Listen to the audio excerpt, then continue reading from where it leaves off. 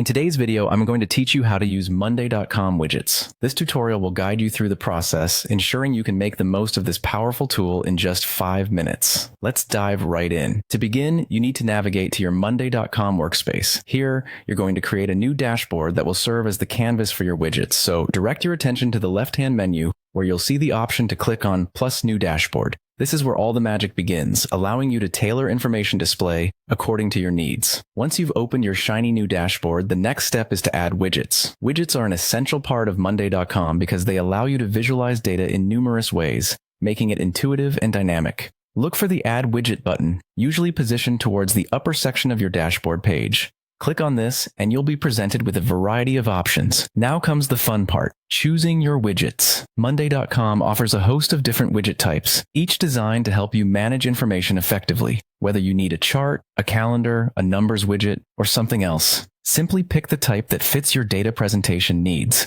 Think about what you want to achieve with your dashboard. Do you need a visual representation of your progress, or are you looking for something more text-based? Selecting the right type of widget is crucial in maximizing your dashboard's functionality. Once you've selected your desired widget, it's time to configure it to display the correct data. This step involves diving into the settings of your widget and ensuring it draws from the correct boards and pulses. It's important here to focus on filtering your data appropriately. Consider the specific details you want to highlight and tweak the settings until your widget mirrors exactly the information you require. This might take a bit of playing around, but the outcome will be a customized view that serves your purpose.